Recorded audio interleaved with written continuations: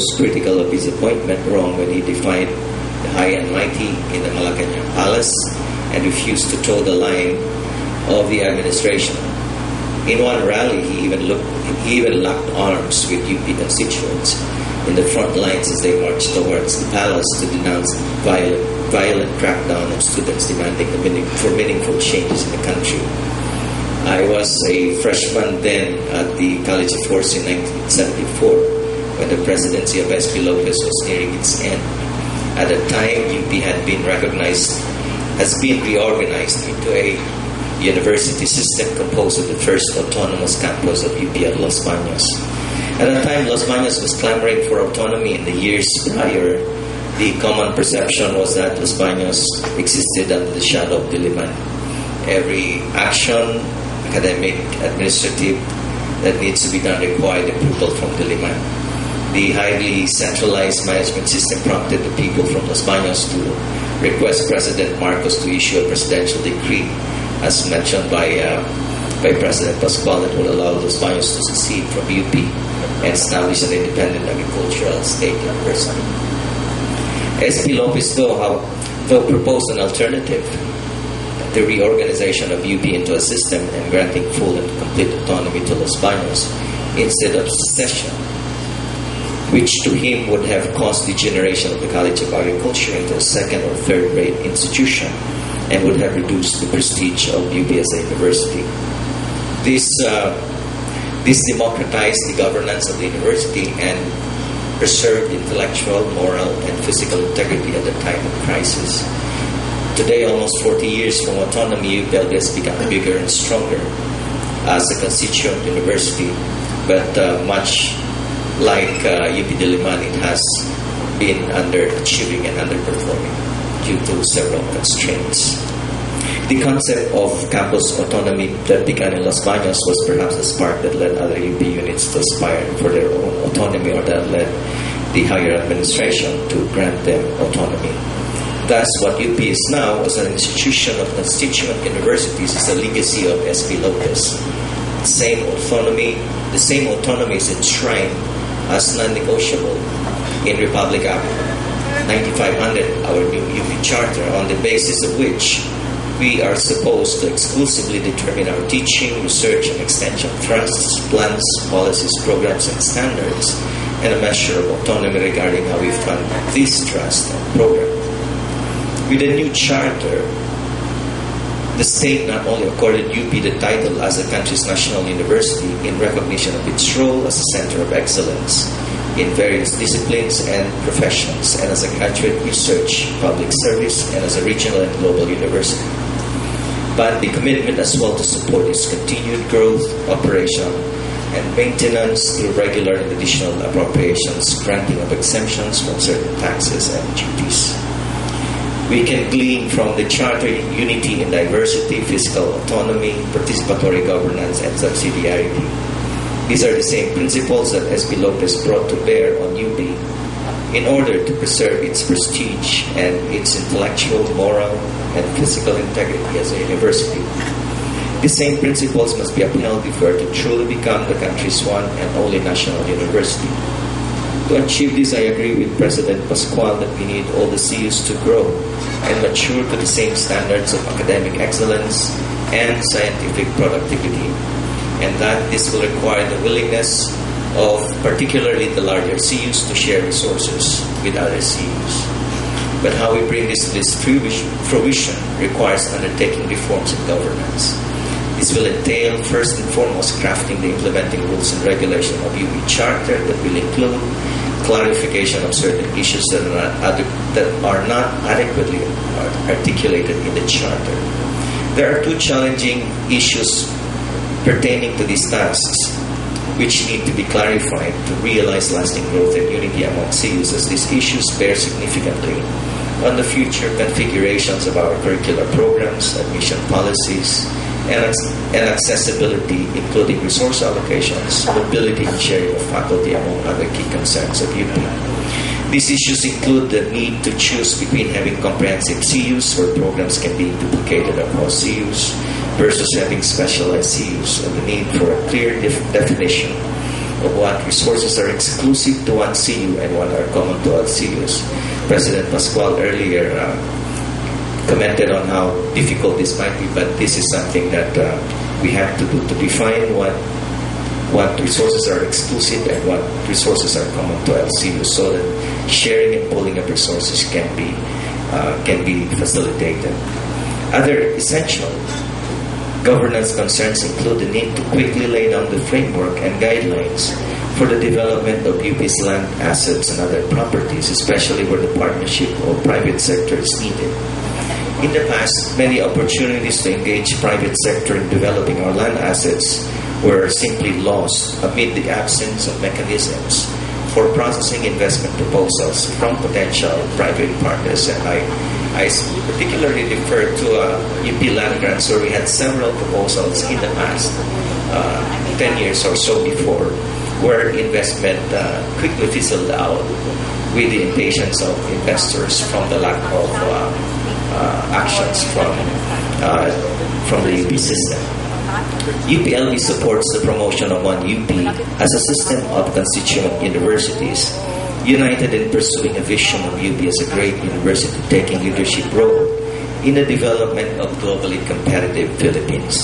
It is a vision that each of us has nurtured in our hearts and minds, and our programs, no doubt, must be characterized by a unity of purpose in achieving that vision. It is important, however, to emphasize that the strength of UP lies in the respect and recognition of the diversity and uniqueness of its CUs. Each of our constituent universities remains bound to the thrust and missions that have been identified as distinctive excellences. For example, Los Baños is for agriculture, forestry, and related fields. Visayas is for fisheries. Manila is for health sciences, and so on.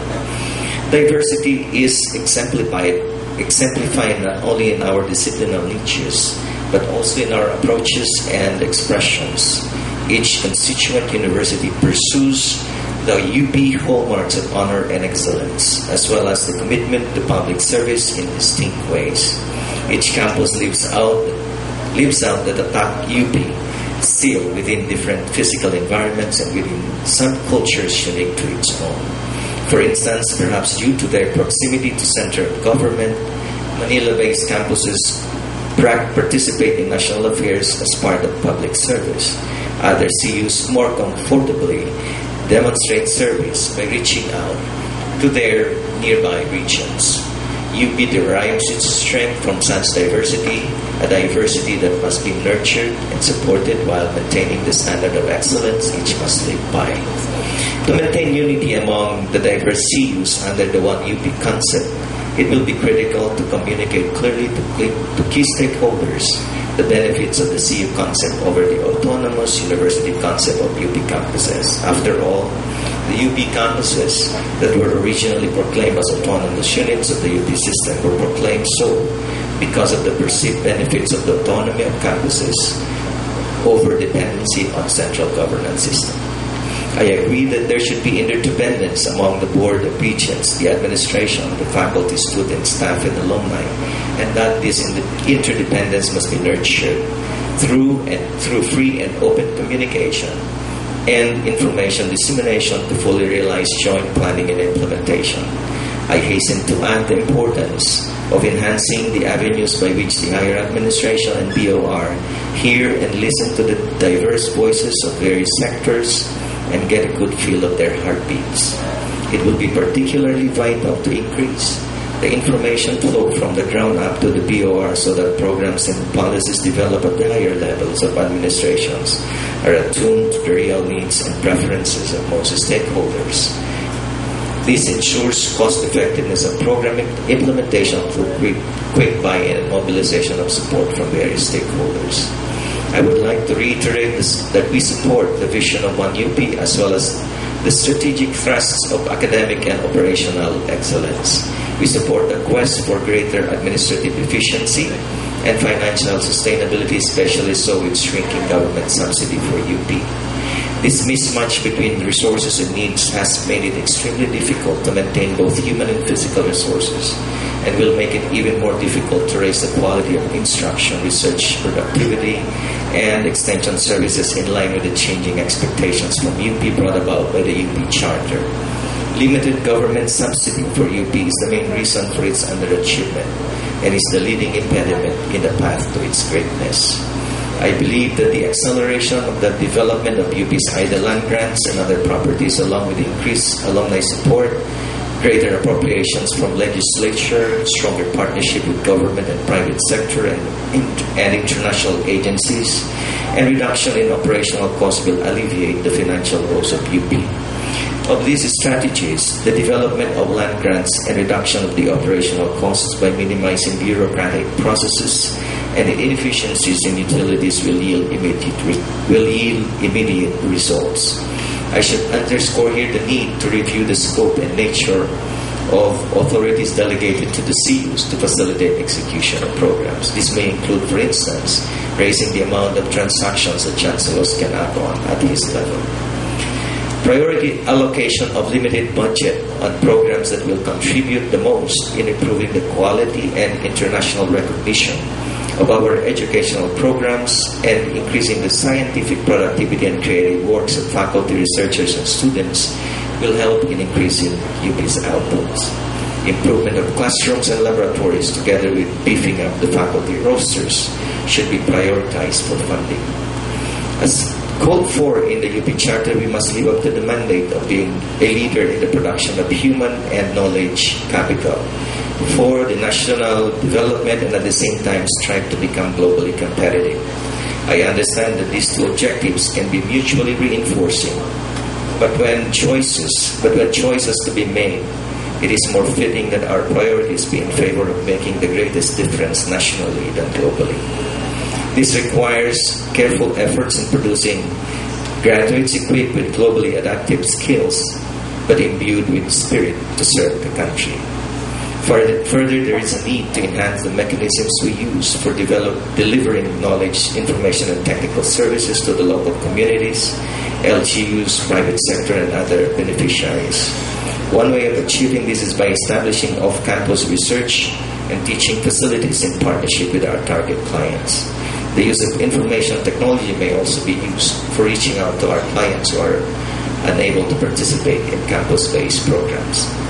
At the end of the day, realizing the vision of one UP as a national university requires the participation of all stakeholders. Achieving the vision compels each one of us to reflect on the state of the university in terms of our own governance practices, how we use our resources, how we harness the strength of the constituent university in order to make other units and our own people more productive and creative. By doing so, we will remain true to the legacy of President Salvador Lopez. Such legacy calls on us to rely on our collective strengths as the national university to navigate the problems, challenges, and prospects that we continue to face. The challenges we need are structural and institutional to prevent us from sliding or to check our sliding into mediocrity. These changes are necessary to improve efficiency and flexibility, raise revenues to modernize our physical resources and equipment, promote the professional development of our people, and transform our educational system into a world-renowned system. All this we must do not only because we owe it to ourselves, our students, our alumni, our people, but also because we owe it to those like S.P. Lopez, who led the university during trying times and bequeathed to us a university we can be proud of. It is a legacy we have enjoyed for a century. It is the same legacy we will have to enrich and pass on to those who will come after us. Thank you very much.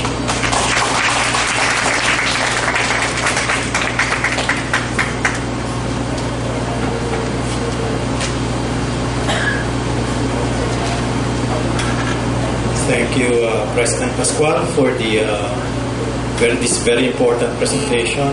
And we also thank Chancellors Salome and Cruz for their quite interesting reactions. At this point, although we're running late, we can entertain a couple of questions. This is a very important topic, not to invite queries or questions. Hello. Anyone? Yes, Judy. Breaking the ice. I know by practice that sorry to get the first question from the floor. Essentially, it's an appreciation of President Pascual's paper, the reaction from the two chancellors. I think it's about time, really, that our viewpoint is not just a specific CU, but University of the Philippines as a whole. And I think it is important that the chancellors from the various CUs are also brought to the other CUs to see for themselves, the various needs of not only Diliman or Los Baños, but for example, Baler, Tacloban, or Mindanao, which the Board of Regents did before. So that's one suggestion to strengthen, the sense of one UP, one university. Two, I also appreciate the historical view and the 7 points, very concrete, the historical view of UP's development in terms of governance, and the 7 points enumerated by President Pascual on how we can strengthen the financing of the university. I think those are doables.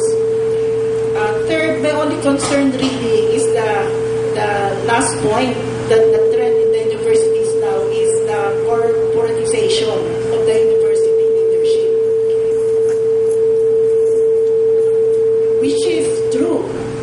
Which is true. But I was hoping that President Pascual would have presented his own view on how corporatization of the university can be a double-edged sword given academic excellence requirements, academic freedom, and democratic governance. I think that's the only gap in the paper that should be further elaborated, because we don't want our academic leaders, to be corporate presidents or vice presidents. But we also need to ensure the financial sustainability. So my question really is, what do you think of corporatization methods being brought into the university?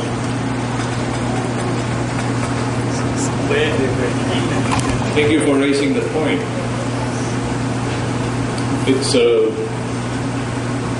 valid issue to raise, but in UP,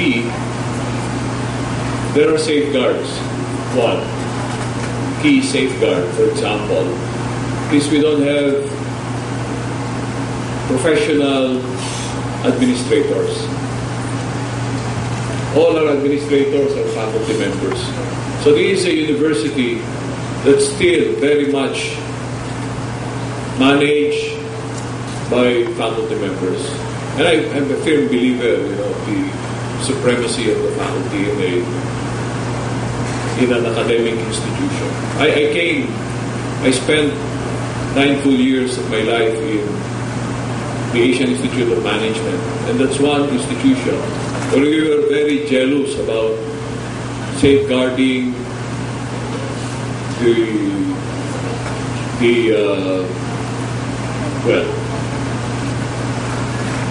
the role of the faculty in running the affairs of the university, of the institution. Well, of course, in a university setting, especially with the challenges we're facing now, the concept of faculty is somewhat nebulous. How do you, for example, make sure that the views of close to 4,000 full-time faculty members are brought to a common point? Very difficult. Even a small group of faculty, it's very difficult to reach consensus. So we need to have other mechanisms, to make sure that we don't get stuck. Okay? And consensus has to be viewed as being not 100% agreement, but what's the sense that's evolving in the consensus building exercise.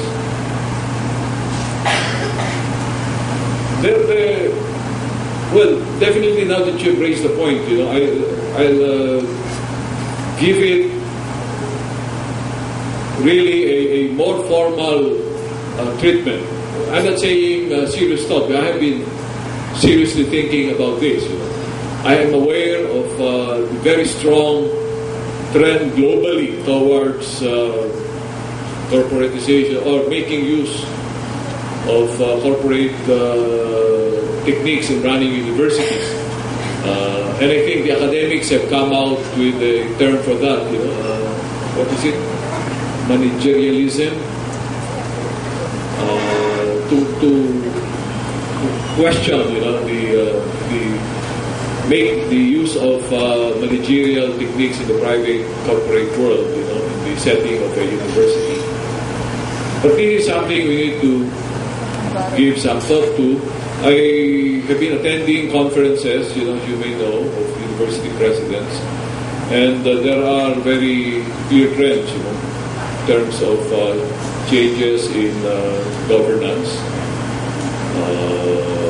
We need to be able to come up with our own brand, okay? And I will have to spend more time on this, reflecting on the issue and consulting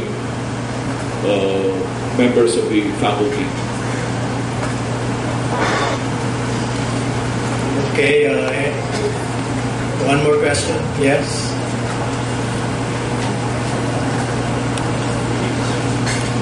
It is not so much a particular question. By the way, good morning everybody. I'm Dr. Celia Bulan from the Department of Speech, Comm and Theater Arts. I want to say a little something about the preface of our dear President in his talk today when he asked Dean Cesar Saloma, what will it take to bring the whole UP, especially the students and faculty, to a gathering like this? And I was so naughty thinking about that, and I told myself, maybe Paep, our dear Paep, should be given more exposure to give him a little bit more of star quality. Okay, maybe have chats with the students, have chats with the faculty, things like that. It can be very mundane, but bago po kayong mukha sa UP. In a sense, di po ba? Maybe you can call yourself alumnus returning, or whatever.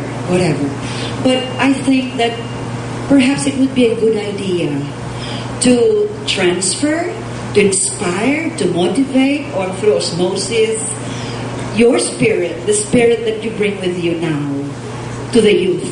Okay, so you're talking about leadership, financing, and democratic governance. I talk from a microcosm. I am a teacher of 20 years and I retire next academic year. And if there's anything that I'm proud to say today to you, my dear colleagues, is because I have been a chronicler. I have been a chronicler of UP's history. Number one, iniinggit ko po yung mga estudyante ko, ganito kami noon. The intellectual ferment was such that you didn't need to hakot. You didn't need to require students to attend convocations like this. If you belong to my generation, raise your hands. Okay? Oh, ayan. Uthant of Burma, Robert Kennedy, all these people, they came to our midst, and you didn't need to require students and faculty to attend such convocations. So that is what I want to point out, Mr. President and my dear colleagues. What is happening to the intellectual ferment? Why are our youth today more keen on, watching noontime shows? They have lost their originality. They have lost their creativity. So, sana po yun ang pagtuunan din natin, no? External governments, that's fine. But what about the internal structure? What about the psyche, the soul, the spirit of our students today? So, yun lang po. Thank you very much. Can I just give a quick reaction to that? We've started doing exactly what you're recommending or suggesting. We are holding this regular kapihan. But again, the response, in some places good, in others no. Like the next one will be in Los Baños, February 8th. Okay. We'll talk about ethics, morality, and leadership. So, for those of you who can make it, you're invited there. I've held kapihan here in Diliman to talk about research. Okay, we've held kapihan in UP Manila. And we will continue to go around the campuses and do this. There will be another one in UP Visayas sometime in February.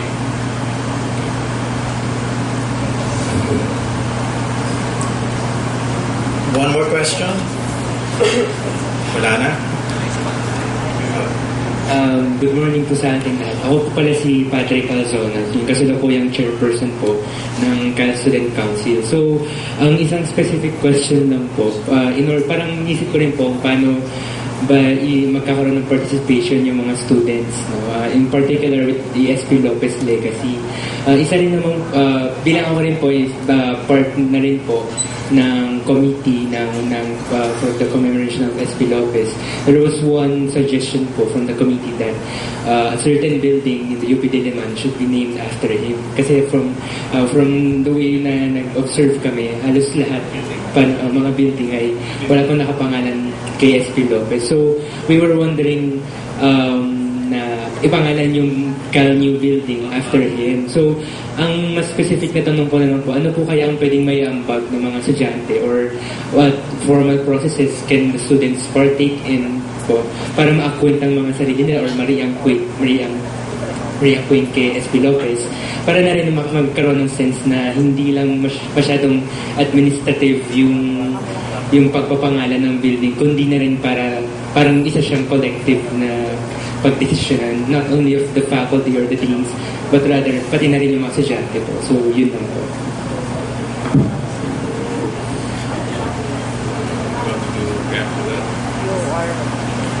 I think the students should start a movement perhaps to achieve what you're proposing.